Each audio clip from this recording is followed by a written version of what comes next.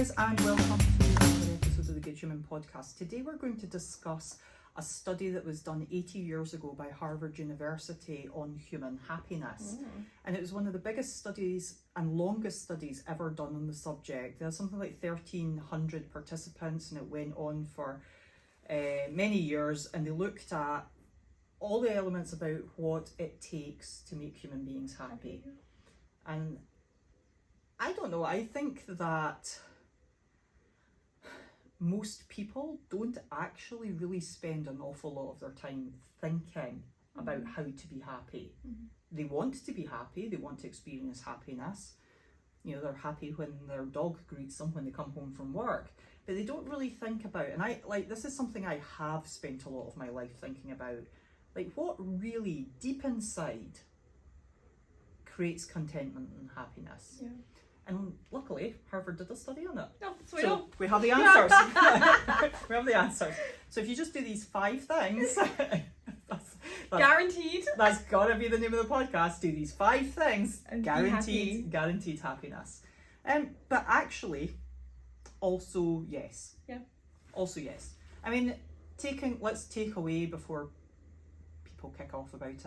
Yes, external factors can happen in your life that can create impossible situations. Fine. That are horrible. Yes. Right? We've done that. Okay, so we're not looking for those extreme reasons why this is not true, because there's always somebody. Delete your comment. No, just yeah. get rid of all those mixed capitals and little letters where you're super mad, because, you know. Yeah.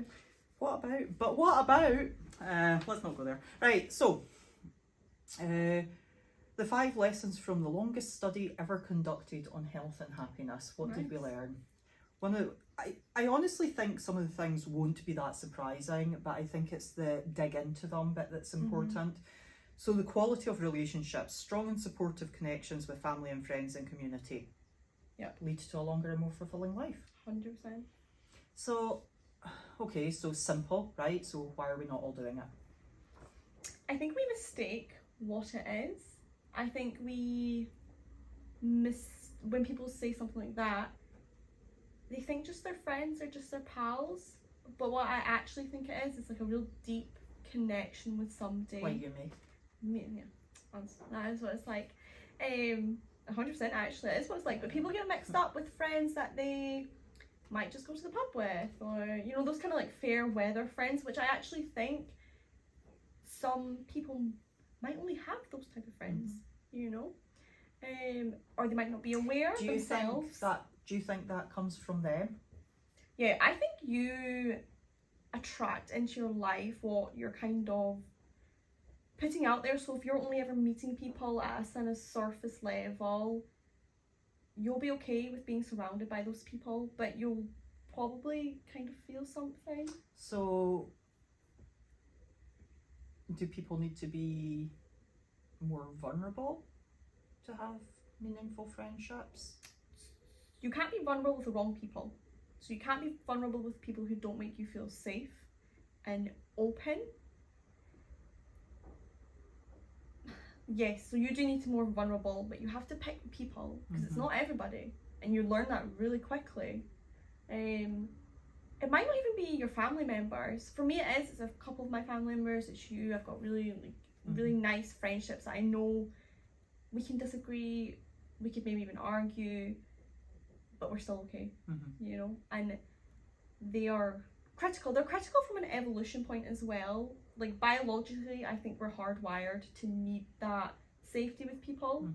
And I know unfortunately a lot of people don't have that with their family. It's not their family members. Your family can be the reason that you have unresolved trauma or things that you need to work through, and you're maybe going on that journey and your family members aren't, so it's really difficult for it to be those people. It needs to be people on your level, like that same self-awareness. So if somebody's sitting, because I think a lot of people do not have the friendships that are going to allow them to live longer. Like the friendships that this study is talking about.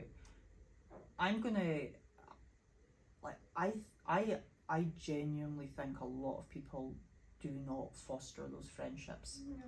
And So if somebody's watching this and they're like trying to think desperately hard whether or not the person that they talk to at the photocopier every day counts as one of those solid friendships, Yeah.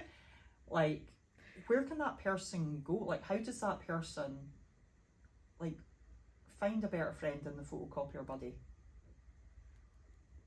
Like what needs to change for them? Do they need to change? Do they need to go somewhere? Like I think if you know that, like if you're looking for that, you've kind of taken a step in that direction. I just wonder if somebody's sitting listening to this for the first time Yeah. though and they've never thought about it before. They've kind of maybe been aware that like, you know, their online friends in Texas when they're in Dundee maybe aren't, The same. it's maybe not the same. Do you know, I reckon people probably don't dig deep enough into like what is a friendship, and a lot of people are probably okay with their friends not really being friends. Like people maybe just use you a little bit, or are only there when it's convenient for them, but because you pal about together, you know, that's considered a friendship for you. But really, when you really start to think about it, the actions of that person really don't align. Friendship's somebody that cares about you. You know, they care about you as a person. I'm just thinking like how scary it could be for somebody who realises that they don't have that. these friendships Yeah. that we're talking about, and they're sitting there going, I want that. I want to change. I want to pursue happiness. Like, what can I actually do? Because like, do they Yeah, just actionable. am I going to find the person at the bus stop? It's like, where am I going to find them? So that's I think step one is becoming aware, okay, that these friends or who you thought you were friends, they might be like pally friends, so they're not like enemies by any means. Becoming aware that that's maybe just not enough anymore, and that you are seeking. And once you start to look, you usually do find. You're aware of that now. But that is what keeps people stuck in friendships that keep them tied down, you know, that stop you from becoming more evolved, becoming more self-aware, better values, like leveling up basically. You need to be okay with letting that go. Okay, so I just thought of something there. And so say somebody is like, well, my friends are shit, I need better friends. They could, like, so say they currently hang out at the bingo, and that's where their friends are. Bingo's and fun, like, by the way. I know, I feel instinctively like I've chosen the wrong thing. But for this specific Yeah, we'll go person, bingo. their bingo friends are rubbish. Yeah. And all their bingo friends care about is bingo. And they don't really care about bingo. They just go because that's where their friends are. Yeah. So they've had this realization and they're like, hang on, maybe I need to go and play golf because I watch a lot of golf on TV and all I really want to talk about is golf. Maybe I need golf friends. Like, so, but you get the point, right? I do, like Like, the actionable thing. Maybe you do actually need to go, yeah, exactly. Yes. Like, what can you actually physically do? And that would be my best suggestion, is think about what you really enjoy. It might be something that you watch on telly, it might be books that you read, it might be the stuff that you gravitate towards on social media, like the thing that you're interested in. Maybe you love flowers, maybe you like watch hours and hours of tennis. Like, what's the thing that you really gravitate towards naturally? And go and pursue that thing. Yeah. Go and hang out Yes. with those people that are also interested in that thing. So if it's flowers, I don't know, go and volunteer at the local botanical gardens, or take a bouquet making class. Or yeah, you have to think to yourself, where would those people be yeah. that I want to be friends with, you know? And I think, see, as soon as you find people that have got the same interests, it's like a oh my lord moment. It's so nice. Like suddenly you're like, you're just talking constantly, and you can't stop talking about like this thing that you've got in common, this interest. It's the like-minded people. Yeah. You know, so I think that's quite a nice little like positive, actionable point. Absolutely. That could be completely life-changing. Yeah. That seems obvious, but if you've just been trundling along, kind of happy with your chit-chat at the photocopier, then maybe you didn't realise that it could look different. Very. I think you have to. What you care about as well, like that's very important in a friendship. Making sure you kind of like your values and beliefs align. I actually think I would look there first. Like look internally. Like what your values are, what you would like in a friend, where would that person be then? Mhm. You know, I'm not going to tell you what your values are. Those I think are very key, because you could maybe go, say you based on hobbies, so you can maybe go, if you like golf, met another golfer, but they might be like a fucking arsehole, you know. You can maybe talk about golf, but you might not have like a deep, Mhm. you know, connection, like that feeling of safety. But I think when you're friends with somebody whose like values and beliefs align with yours, that safety is kind of there. Mhm. You know, that would be my number one. I think that's true. I just think it's harder to actionably pursue. Yeah, true. You can't just go walk into a room like, okay, who's got good values, guys?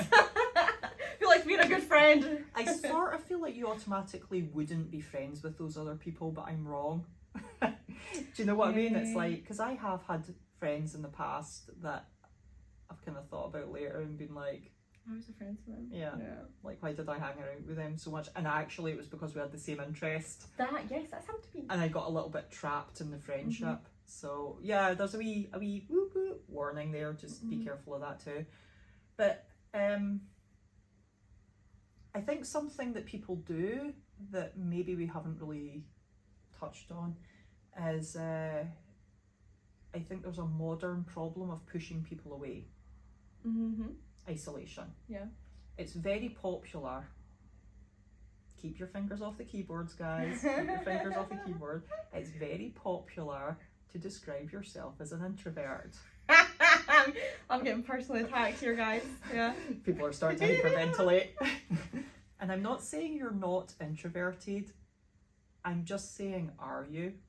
You make an excellent point, right? I do joke about being introverted and everything, but the majority of people lie in the middle between an extrovert and introvert. We're led to believe that you're either an extrovert or you're either an introvert. Wrong. You lie probably somewhere in the middle. You're not special. I think, right? Like, I think people are desperate to go, oh, I'm so this, I'm so that. It's like, nah, you're just a fucking arsehole. It's like, have a little bit more respect for yourself. You don't need to turn yourself into some sort of caricature to be interesting. Or a label on it, you know? Yeah, you really don't. And like, that includes, you don't have to go, oh, I was exhausted from that conversation. I'm such an introvert. I just want to go home and be in my house for the next 3 weeks.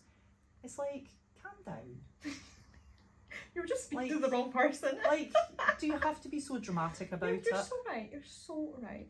You know, I think your life can be a lot nicer if you just stop trying to like ride this roller coaster of extremes. Yeah.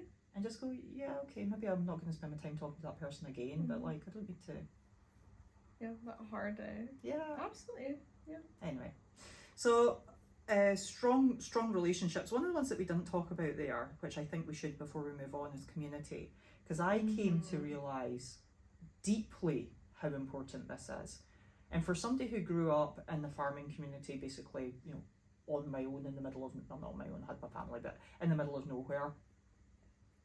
Sure, there is rural communities, but it's not like, so when people think of community, immediately a lot of people's brains go to the church, because that's that old-fashioned, very easy to visualise idea of a community, people coming together for the same purpose. And it is something that we've lost as a society, as a modern culture. And people find communities in different ways, maybe through a sport or through a shared interest or whatever. But I didn't fully appreciate community until I started doing CrossFit. And I think most people who have done CrossFit immediately go, ah, yes. Now, why was it more of a community than some of the other sports that I'd done? And there was fabulous people in cycling and mountain biking and Brazilian Jiu-Jitsu and stuff. And I think different people can find those communities in those sports. Those are just sports that I did in the past. What was different with CrossFit was the difficulty of it. And because it was so difficult, the type of people that came back day after day to face doing something that was so challenging. You do find that actually seeing like ultra running, that kind of thing, it's a similar mentality. That really sort of, this is terribly hard, let's do it again tomorrow. That was so fun. See you tomorrow. You're so right. You know, so like, so I'm off on a tangent there a little bit about why I found that to be my community of like-minded people. But I found that there was these people that I could resonate with. And then over time, you know, growing that to become like lifelong friends, and but grouping people together with a shared interest. Now, it might be that you live somewhere where you've got a community. It's got nothing to do with anything other than you all live in the same place. I think that's got to be close to your top type of community, where you maybe live in a small village somewhere, or just a suburb where somebody's like really good at coordinating community activities. Praise that person. They're important, very important. How do you create community? Honestly, right, you've got to give a fuck about people. Wanting the best. You really do. Yeah. You've got to care if somebody isn't there, and not just not notice. Yes. You've got to partake of it as well. You've got to actively be part of that community. Like, don't expect the community just to be there for you if you're not there for them. I don't think there's a textbook, go here, get your community, buy online, check on Amazon. Next day delivery, yeah. Check on Amazon. Communities are us. I think it's a little harder to say, like, here's how you do that, but do look out for it. Yeah, absolutely. I've said to Beth many occasions, like, remind me how important the community that I've built round here is to me. Yeah. Don't let me ever forget. Because I think you can forget, and you can. Modern lives, right? Yeah, and also that push of, like, what you've just said about introversion and trying to isolate yourself. We forget how important that is, and we're not islands at all. You know, even from just a biological, a very real biological sense, you know, we function well with other people. It was important to say that. Absolutely. Yes. We exist so often on our own that people have forgotten, or even don't know because they've never experienced community, how enriching it is. Yep. And for anybody from my little community that's listening, you live in the Sturtry area. I love you. I do. I love and value all of you deeply. Deeply. I think they know that. You should say it too, though. It's important. So, strong relationships, quality of relationships. So that's number one. And I think when they studied the blue zones, you know, where people live into their hundreds, and they thought it was the Mediterranean diet, and it isn't the Mediterranean diet at all. It's because they go to each other's houses for cups of tea. Yeah. Because they hang out with each other in the garden. And it turns out it's the chit chat. That's so nice. That keeps people living longer. Makes sense though. It makes does. sense. It's Purpose. Sweet. Simple purpose. Simple joy as well in that, you know, other people. Yeah, absolutely. Our disconnect is real. Our modern disconnect. Let's move on, because I think some of these other points kind of tie up with that as well. So emotional well-being directly impacts your overall health. So your mental health. So I think we now live in a world where people talk about mental health a lot, but we maybe don't talk enough about the tools to support mental health. So when people say things like self-care and therapy, like, sometimes people have quite strong shutdowns on those things. Like, self-care, is that a bubble bath? Well, it might be. It can be. I would say that's probably quite a small part of it.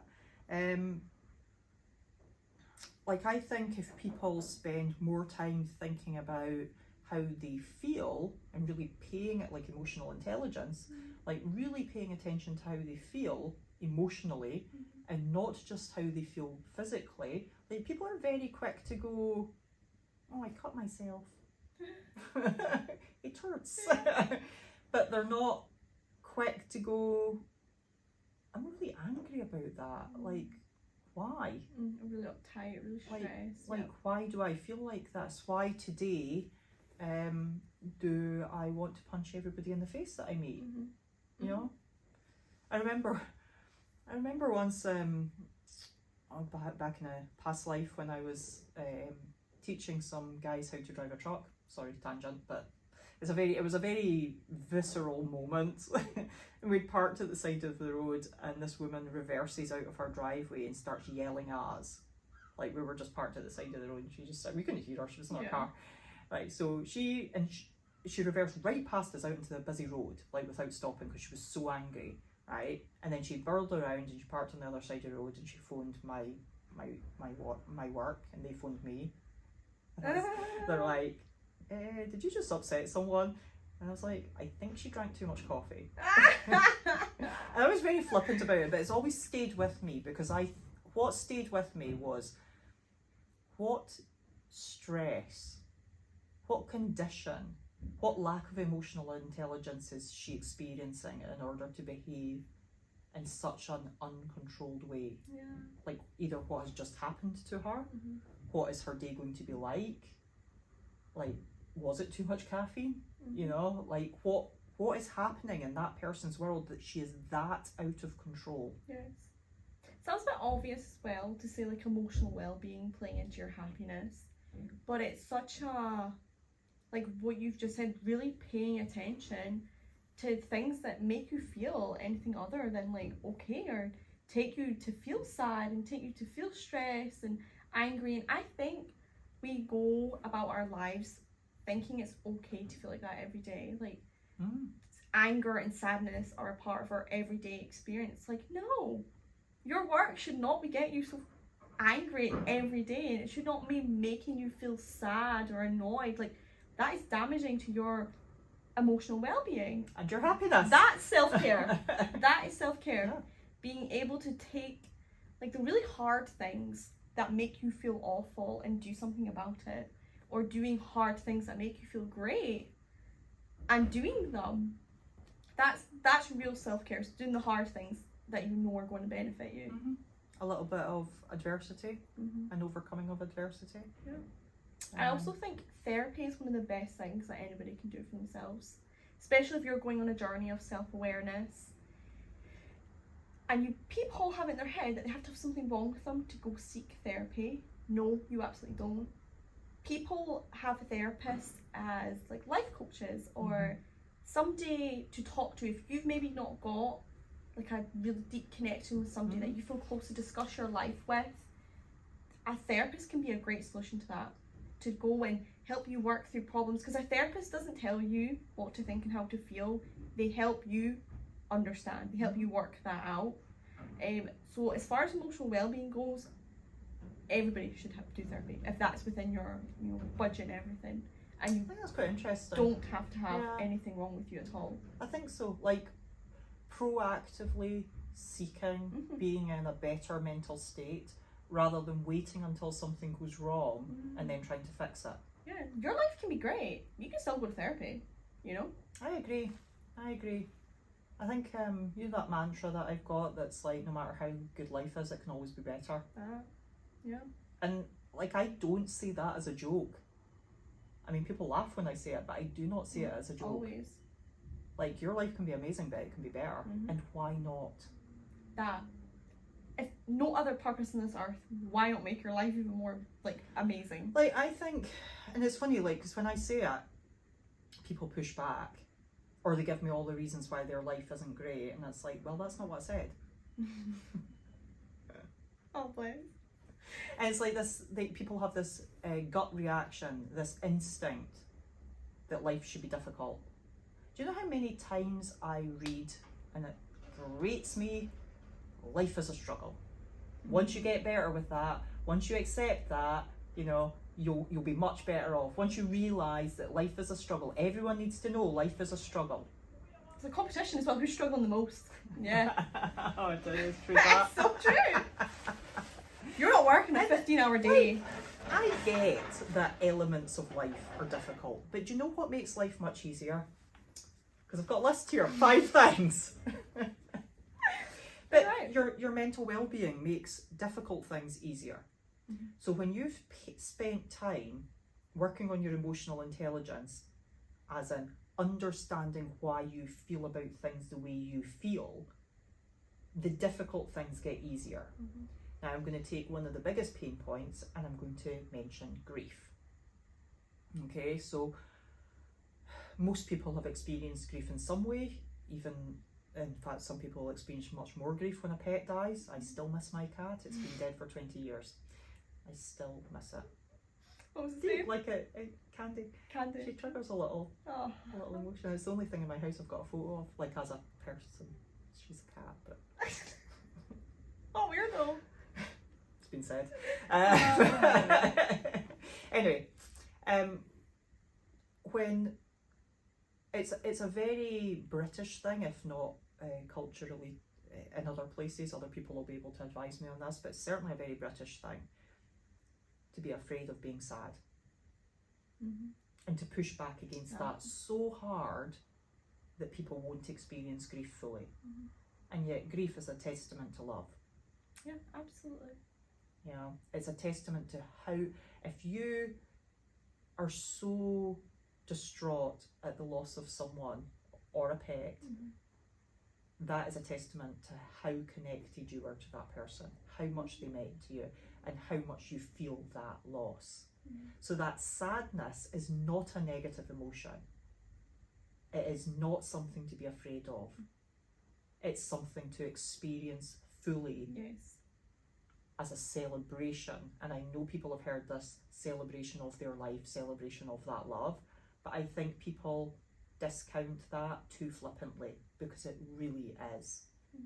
If you're absolutely torn up by the grief of losing someone, that's how much you loved them, or how connected you were to them. And to not be afraid of that and to allow it, and to not be angry about it, like don't push back with anger against the sadness. Like, allow the sadness, allow that intense emotional connection and experience, revel in it a little bit, even like sit in it, and pay attention to what it is. Now, the more you do this, the more you pay attention to your emotions, the more they will really deeply instruct you. You know, so if you find yourself angry over something, it's a valid emotion, but why are you angry? Like, are you actually angry because you're scared? Are you angry because you're frustrated? You know, like, what's going on? Are you angry because you feel helpless? So people are quite often angry at someone because that person took control away from them in some way. But they project it so that they're angry at that person. That person's a bad person. That's where my anger needs to go. But why are you angry? Is it because you felt vulnerable and helpless? Because that's actually the emotion you need to pay attention to. You can't stop that person from being the way they are, but you can change how you feel and how overwhelmed you are or controlled you are in that situation if you pay attention to your own emotions. Absolutely. Emotions are brilliant. Everybody thinks emotions are just a thing in the past, and emotions will tell you so much. You know, there's so much more than what we give them credit for. And what you've just said about sadness, it's not a nice feeling being sad, right? But it's not bad. We've been conditioned to believe it's bad, and we try to get rid of that feeling as quickly as we can. And what you end up doing is actually prolonging the sadness by trying to do that. And you see it a lot after breakups or after the loss of somebody. People go through phases where they're distracting themselves or they're okay, but then it hits them again after 2 months. Or the best thing you can do is just allow it. Don't push back on it. Allow it and feel it. It's really hard for people because it's a horrible feeling, but it's not bad at all. We've been conditioned to believe it's bad, and it's not. Don't cry. That, and you tell your kids that. Don't cry. Be a big boy. It's okay. Suck it up. No, just allow it. It's fine. Sadness is perfect. Maybe it's just stop, kid. You okay? Oh, you feel sad? It's fine. Just allow it. Yeah, emotional intelligence. Like, if there's one thing that's behind happiness, like, that's really, like, you cannot have the other things if you don't have that. Like, the other things become so diluted if you don't have your inner sense of self, that I'm going to say start there. Yeah. I say start there about that every single week. Let's start here, guys. Start here. It's just good. I'm going to write it on the wall there. So quality of relationships, emotional well-being, mental health, physical health. Yeah. Right? Like easy to bypass, and I know people get squidgy about this. People, the fingers are tapping on the keyboards Yeah, already. I feel like a lot of feedback on this. Physical health, right? Can you be happy if you do nothing about your physical health? So, with your bag of Cheetos in one hand and your Doritos in the other, and you're just like face planting one, then the other, and you're watching Love Island, can you be happy? How did you know what I was doing last night? Sounds alright, doesn't it? Yeah, do you know what I think it is so say you do nothing about your physical health and you're a young person, and do you know what, you can maybe get away with that, right? Okay, you feel maybe okay, right?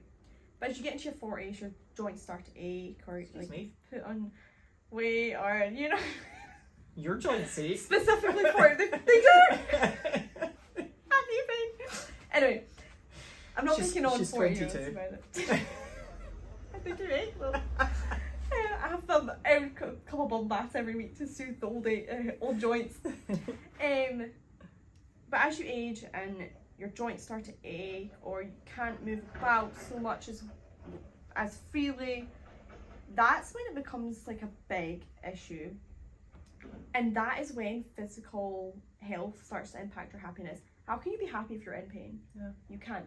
Or if you can't breathe properly, or anything. And there you go, like, so I push back against that there immediately, because I'm in my 40s, 45, and my joints don't ache. Guess why? Yeah, guess why? Guess why? Like, I have not even a hesitation of thought about going on an all-day hill walk. I don't worry about being tired on Monday at work if I do a lot of things at the weekend. I don't, I'm not scared of gardening. I'm not afraid to, do you know, there's so many things that I see people who struggle with their fitness and their physical well-being avoiding. Yeah. I'm not scared for the world to see me. Like, I'm perfectly comfortable in the world being seen and being heard. And I think there's so much more to, we know what the tools are, like lifestyle, nutrition, exercise, like we know, like sleep, we know these tools, we know what it takes. But what does it do? Like, what does physical health do for you? And it does so much more than what it looks like on the packet. It really does. Like, I equate it to being like the world being an obstacle course or the world being a playground. Yeah, you're right. That's a good analogy. If you take your 95-year-old granny who uses a stick to walk, okay, and I know there are 95-year-olds out there who do not, but this granny in this scenario, she uses a stick to walk. So you're out for a wee walk with your 95-year-old granny, and you come across 3 steps that go down, and you need to hold on to her and help her down there. There's people in their 30s like that. Yeah. Who see those steps and break into a cold sweat at the thought of getting down them. The world's a hard place when you don't look after your physical health. And there's somebody else skipping along beside them without a care in the world. The steps aren't even there as far as they're concerned. There's so much more opportunity in the world for you to do things that will bring you joy if you've got the physical capacity to do them. One of the main reasons that I train as much as I do, I get joy out of the training, but it's because of what it allows me to do. So I don't do a lot of hill walking, but I can. I'm physically capable of doing it because of what I do on a daily basis. We decided we wanted to start climbing. Never, fitness never came into it. That's true. You never thought, I couldn't. Yeah. That's not for me. Yeah.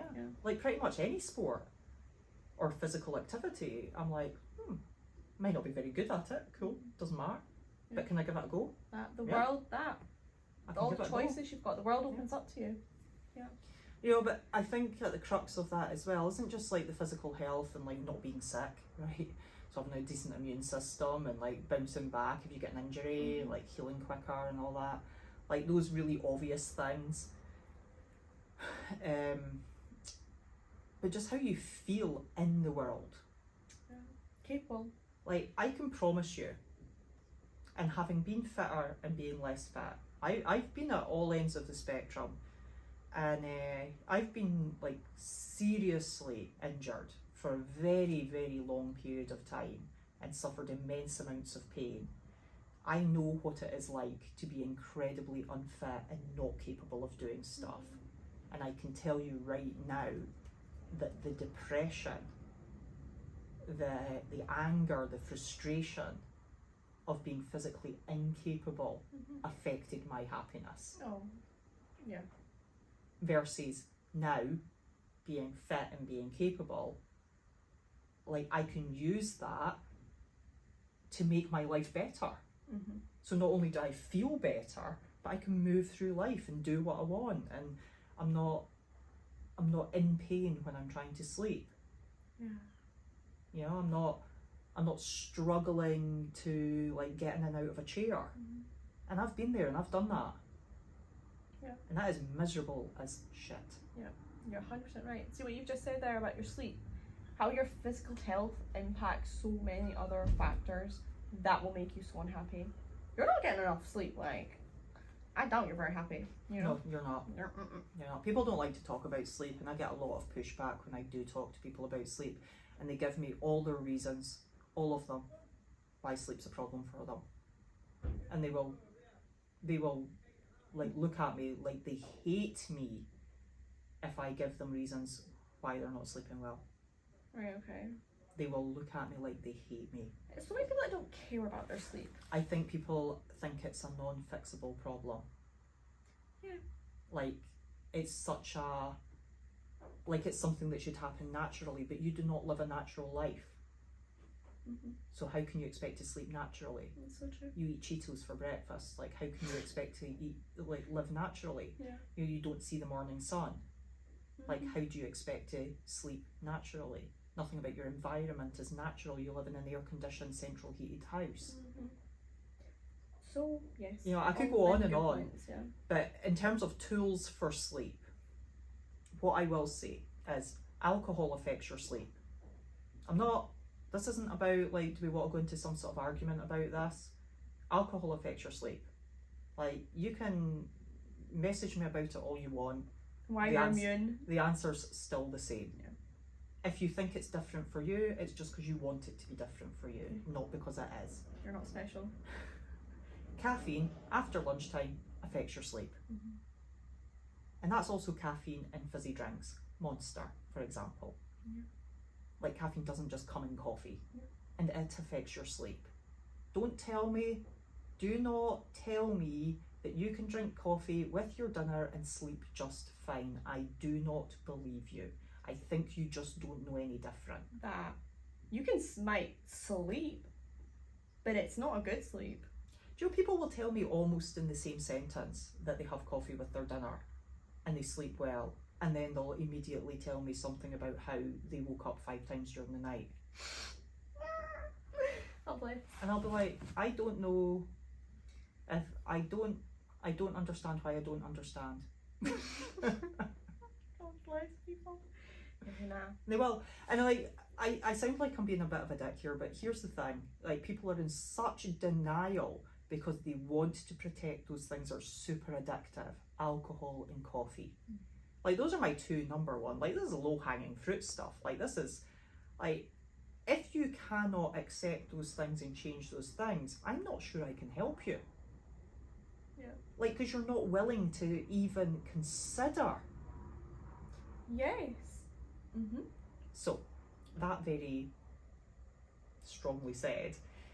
That's the low-hanging fruit. Then there's other things, screen time before bed. So get rid of the blue light before bed. And it's not just about the light, it's about the distraction and the busy brain, and like filling your brain with utter garbage that has nothing there for you. Absolutely nothing.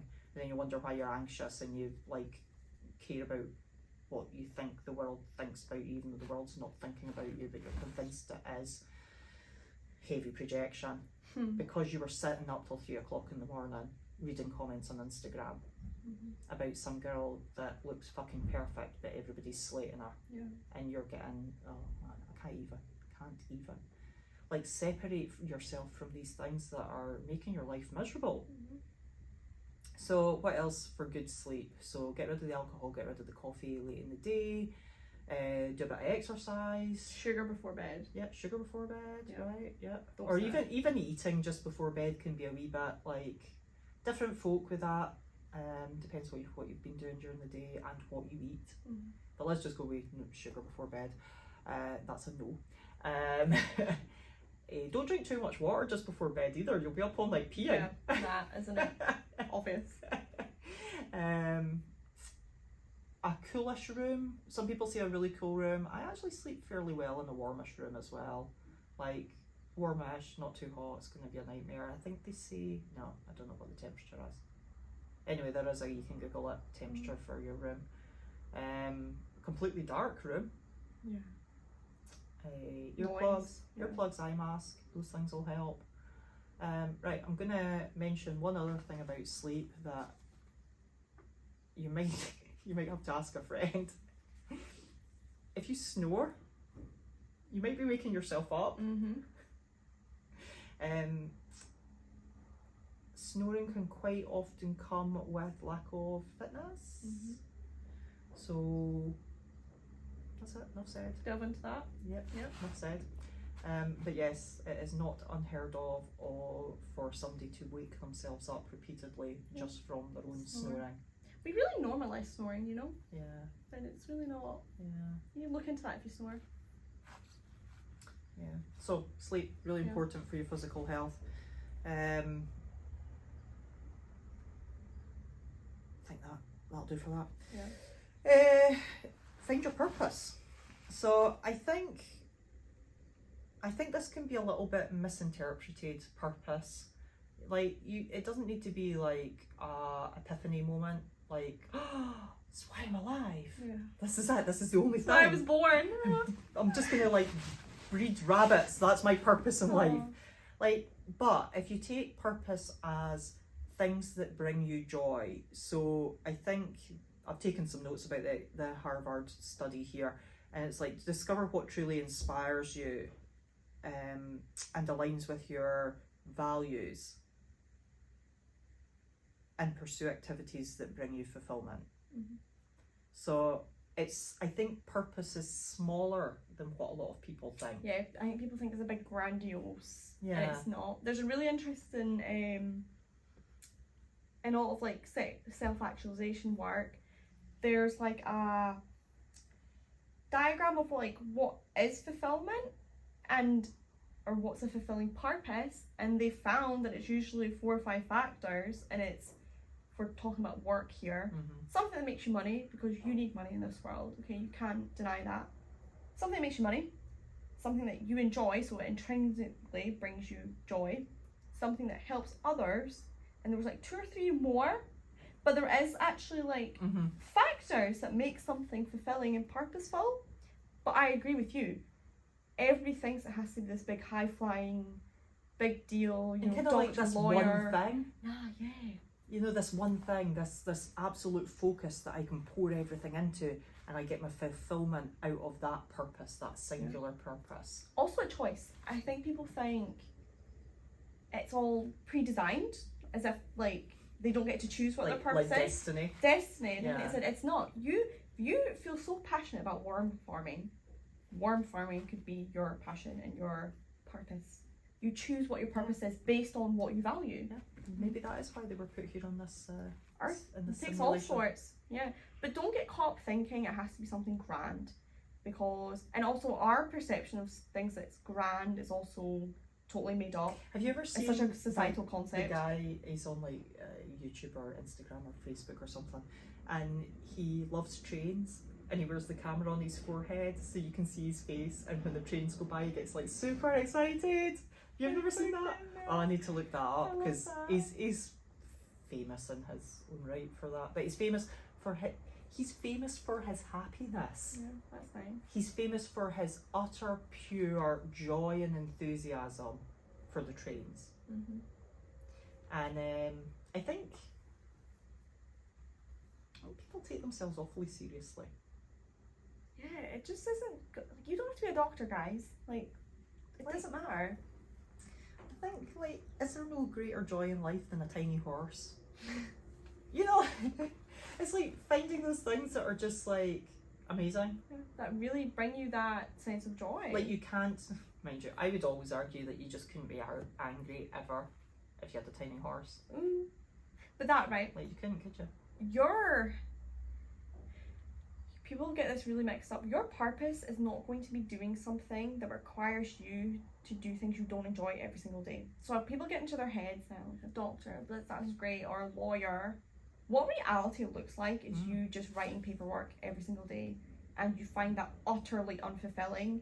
And what it is, it's the label of being a doctor or a lawyer that you find appealing.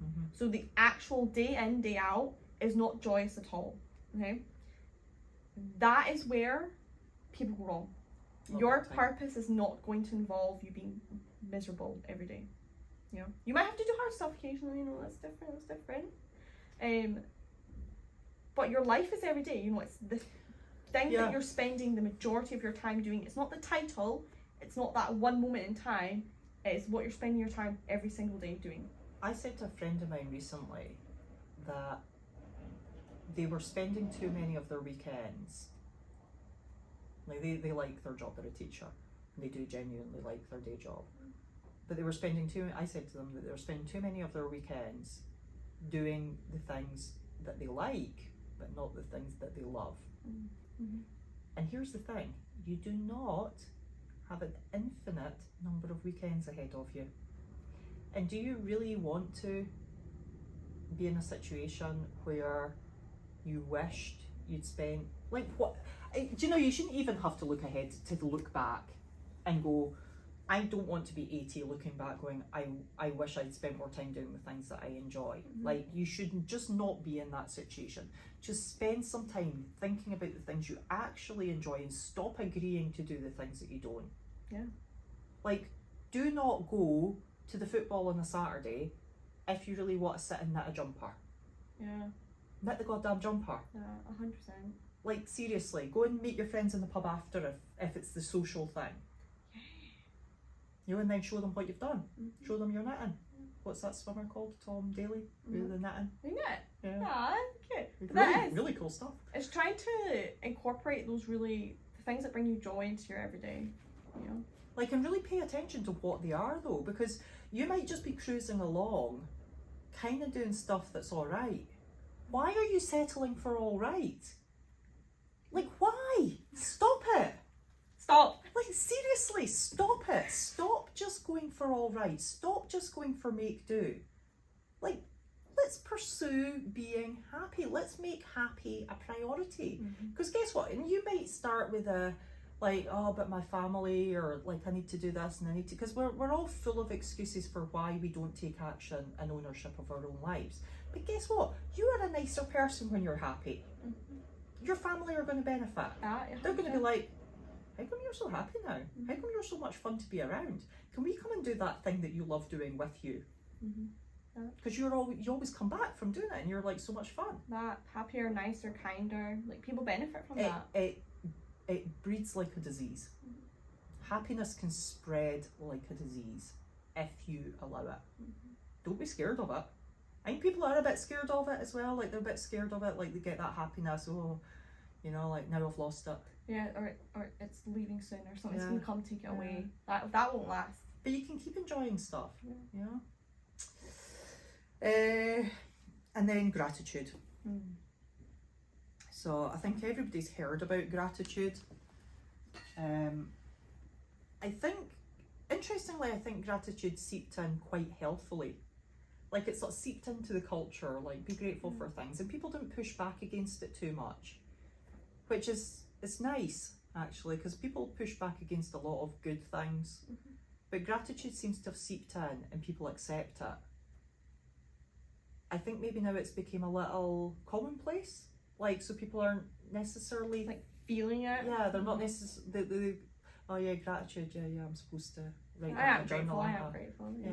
Yeah. I've done that gratitude thing once or twice. Yeah. Do you know why I think gratitude works? Is because it really makes you sit and appreciate the small things in your everyday life. So here's the thing, right? Mm-hmm. Do not direct quote me on this. Okay, I might. This is one of these half memories that I have, but I enjoyed it was a documentary, and the guy it was about had learned, so he was in a prison, and he'd changed his entire life and was now like doing public speaking and stuff because he'd learned about gratitude while he was in prison. And he learned, this is a bit that you don't quote me on, but it was roughly this, that gratitude produced new neural pathways. Oh yeah, it does. So your brain rewards you for being grateful. Mm-hmm. And these new neural pathways led to you being smarter. Mm-hmm. So if people aren't happy enough with the idea that gratitude just makes you feel better, just gives you a pleasant feeling, know that it rewards you biologically as well. That's an incentive to do it. Absolutely. Yeah. And imagine you do that every day. Yeah. And you're getting that reward every day. You're quite literally retraining your brain. You're remaking your brain, you know? So I talk all the time about like pay attention to the language that you use. Are you filled with negative language or positive language, externally and internally? And see, gratitude alone can change that dynamic, that narrative. Mm-hmm. Just focusing on good things. Doesn't have to look a specific way. I think that sometimes confuses people. They're like, so like, do I need to like think every morning that I love my dog? Sure. If you want. Sure. Yeah. Like, it doesn't have to be a specific thing. Like, I think it becomes much more natural the more you do it as well. Like, it becomes a state of being. Yes. Appreciation, gratitude, like positive thoughts towards things. Mm-hmm. So you start to teach yourself. So this is at its simplest, right? You start to teach yourself to look for the positive in situations rather than the negative in situations. And that becomes part of your identity instead of always looking for the negatives. You're complaining. Yeah, absolutely. I don't think it takes, like, I think that's it, really. A reminder there, the gratitude thing. Maybe, like, the journal thing's worth mentioning. Like, if you've not done it or you used to do it and you've kind of let it lapse, then I think did you say you've done a bit of journaling? Yeah, I write down everything. Yeah. And it's don't make the mistake of thinking it has to be like big things, like I love my family, but get like real specific, like a moment of your day that just brought you like a real sense of joy, something so tiny and so minute, because I think people make the mistake of thinking of big things and it's just a bit like blasé, and you're trying to elicit that feeling of gratefulness. I think that's the key when you're doing your gratitude things. It's not just writing it down or just thinking it. It is the thing that elicits that feeling within you. I think that's what probably sparks like your neural pathways changing. So really look for the really small moments. Of course it can be big things, but it usually is small things. Yeah. I think that's where the real habit comes from, is looking for the small things. That everyday joy. Yeah, rather than immediately just looking for everything to be rubbish all the time. Mm-hmm. So change your state of being, change your identity, like to the identity of somebody who is happy and seeks happiness, seeks good things in themselves and in other people. Mm-hmm. Like, there's an answer there that would, honestly, like, I don't even say this jokingly, that would change humanity. It would change the whole of society if people seeked happiness, like actually like learned to do it, because it removes all the negatives. Yeah, see, when you start to think of gratitude and what you're grateful for, you, like what you've just said, like you train your brain. I don't know what they call it in psychology, but the thing that you start to think of or look for, it's like when you start thinking about yellow cars, you just start seeing yellow cars. So if you begin to think of all the things you're grateful for, you will begin to see so many lovely, nice things because you're on the lookout for it. Absolutely. Yeah. Yeah, I like that. I like the idea that Harvard went to the trouble of studying happiness as well. That's right. I think it's a shame that people don't know to pursue it. They don't know that they can. Yeah. Yeah, so I think that's something that we need to, a message that we need to, like, not just us, like, I mean, generally speaking, as a people, talk about more. Like, you can change your state of being, you can change your life, Yeah. both internally and your external life, you know, through your physical and mental well-being, through your pursuing things that make you happy on a daily basis, you know, through your gratitude. What was the very first thing on the list? It was a long time ago. Forgot. Yeah, it was a long time ago. Oh, relationships. Oh, yeah. And through That. your relationships. And how, like, all those things matter. You know, it's not just one thing that equals your happiness or your contentness. Yeah. All those things, work on all of them. Yeah, I think that was a nice one today. Yeah. I like that. Absolutely. Right. Yeah. Thank you for that. I feel a greater sense of well-being after that. It's our deep connection. Okay, we will see you next week. Yeah. Bye for now. Bye.